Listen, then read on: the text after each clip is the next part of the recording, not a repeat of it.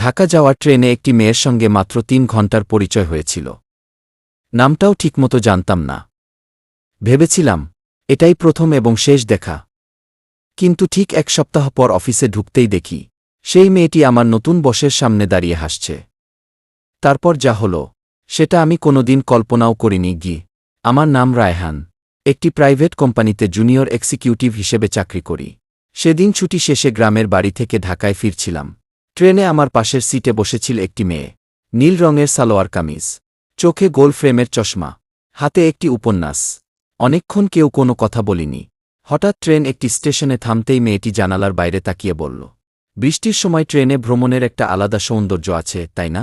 আমি মুচকি হেসে বললাম, হ্যাঁ, মনে হয় সময় একটু ধীরে চলে। সেখান থেকেই কথা শুরু। জানলাম মেয়েটির নাম মেহরিন। সে বলল নতুন একটি চাকরির ইন্টারভিউ দিতে ঢাকায় যাচ্ছে।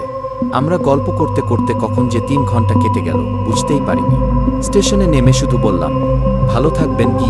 সে হেসে উত্তর দিল, হয়তো আবার দেখা হবে। আমি মনে মনে বললাম, এত বড় শহরে আবার দেখা? ১ সপ্তাহ পর অফিসে গিয়ে দেখি সবাই নতুন একজনকে নিয়ে ব্যস্ত।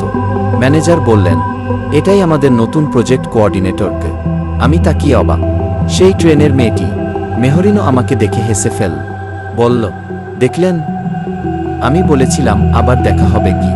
এরপর থেকে প্রতিদিন অফিসে দেখা, কাজের ফাঁকে চা, লাঞ্চ ব্রেকে গল্প।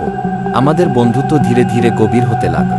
একদিন সে বলল, তুমি জানো, ট্রেনে তোমার সঙ্গে দেখা না হলে আমি ইন্টারভিউই দিতে আসতাম না। আমি অবাক হয়ে জিজ্ঞেস করলাম, কেন?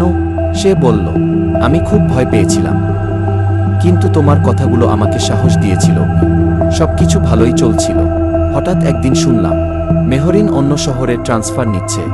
আমার বুকটা হঠাৎ খালি হয়ে গেল। বিদায়ের দিন সে শুধু বলল, কিছু মানুষের সঙ্গে দেখা হওয়ার সময়টা খুব ছোট হয়, কিন্তু স্মৃতিটা অনেক বড়। ২ মাস পর অফিস থেকে আমাকে চট্টগ্রাম ব্রাঞ্চে পাঠানো হলো। নতুন অফিসে ঢুকেই দেখি কেবিনের সামনে পরিচিত একটি হাসি। মেহরিন, সে বলল, মনে হচ্ছে ভাগ্য আমাদের আলাদা হতে দিতে চায় না। আমি হেসে বললাম, তাহলে এবার আর বিদায় নয়? সে মৃদু মাথা নেড়ে বলল, হ্যাঁ, এবার নতুন শুরু। আজও যখন ট্রেনে উঠি জানালার পাশে বসে বৃষ্টির দিকে তাকাই, কারণ আমি জানি কিছু যাত্রা শুধু গন্তব্যে পৌঁছানোর জন্য নয়, জীবনের সবচেয়ে প্রিয় মানুষটিকে খুঁজে পাওয়ার জন্যও হয়।